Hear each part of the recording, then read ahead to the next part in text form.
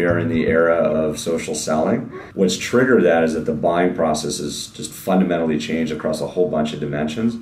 Social media is now a far bigger impact on the buying process. So B2B buyers, or 75% of them actually, are now using social to influence decisions.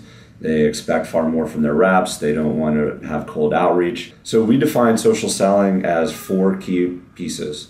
So the first is around creating a professional brand, right? So increasingly on social, and LinkedIn is the world's largest professional network. In particular, it's really important to have a professional profile, your brand, who you are, because this is increasingly where your customers find you. The second piece is finding the right people.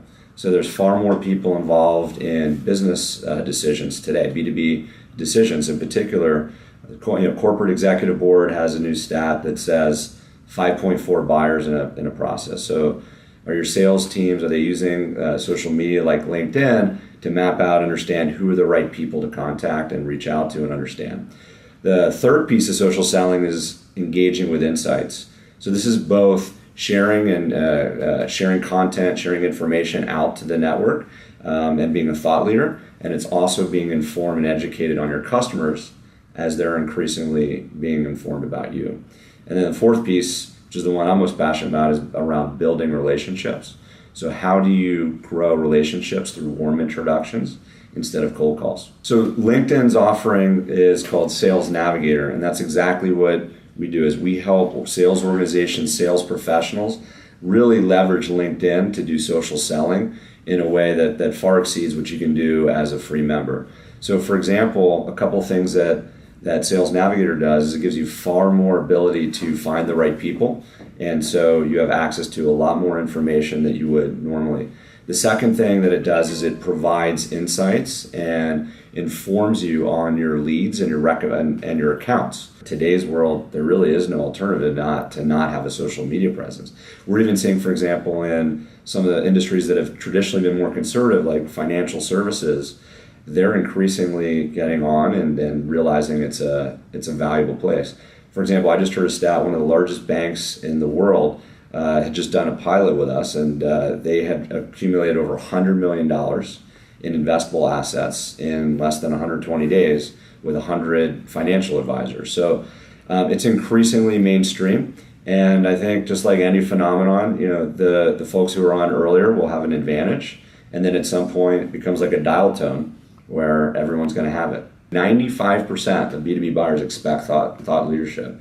They don't want to come in here just to pitch. And also, if you're coming in late and not really tailoring it to them, you've really missed the game, because the buyers, again, have gone online and they're doing research on you. So it's really important to do the listening and education and being informed. Now that we're connected on social, you want to add value back. You don't want to be pitching your products all the time. Generally, what you want to do is share content. That doesn't mean you need to create content and write content, etc. But typically, there's a lot of great things that you're reading already in your social network feeds. And simply just liking and commenting, putting a comment or two and sharing it is a way to stay relevant, to essentially curate content. And that generally doesn't take long. And, different companies have different measures. I think one company has, for every 5 shares, 4 should be general about the industry, thought leadership, and maybe 1 out of 5 can be about their company. That feels about right. As a way, you don't want to, again, just be blitzing your own products and services. That's not really adding to the relationship. Yeah, social selling absolutely is becoming more and more a mainstream part of a professional's toolkit. Not only is it you're more likely to beat quota, 51% more likely to beat quota if you have a high social selling index score.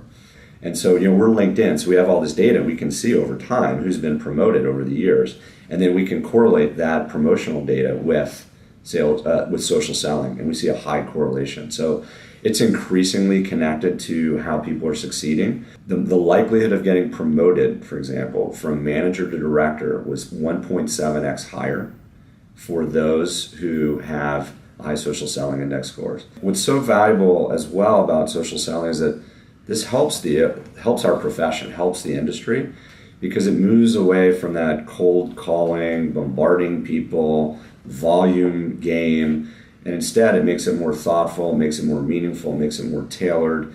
And again, this is what triggered the whole social selling revolution, is that this is what buyers ask for.